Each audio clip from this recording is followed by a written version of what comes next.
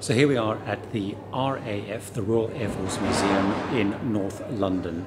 It has over 100 planes, mostly military connections, such as Second World War. It also has a lot of helicopters, search and rescue, including one from the Queen's flight. There are 3 RAF museums in the UK. 2 are open to the public. RAF Cosford in the West Midlands, housing a huge collection, including captured enemy aircraft, and this one in Colindale, north of London. Like most museums in the UK, entry is free.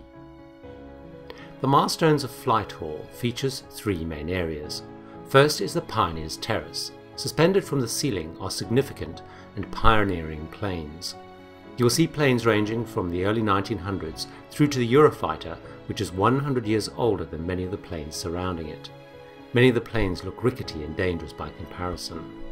Each of the planes in the Milestones of Flight Hall has a story about its significance in the development of flight and flying combat. Each has an information board explaining its background and history. The hall was opened to the public on 17th of December 2003, a century after the Wright brothers made the world's first powered flight. This huge history timeline wall is dedicated to the major steps in aviation.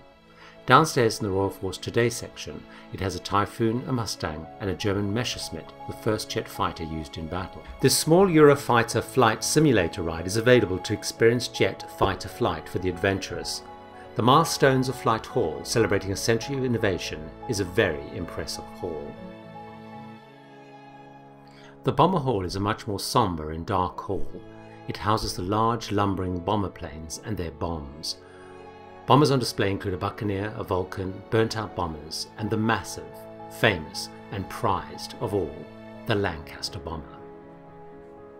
The historic hangars are listed buildings, part of the old Hendon Aerodrome. Areas include wings over water, whirling rotors, the Royal Family Westland Wessex helicopter used to ferry the Royal Family around for 20 years and regularly flown and landed here by the Duke of Edinburgh himself, holds pride of place.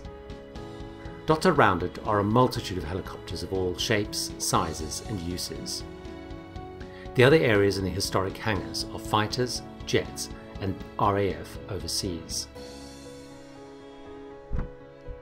The Battle of Britain Hall tells the story of the Second World War. A series of exhibits shows the major players and scenes of life in the run-up to the war to set the scene for the hall that follows.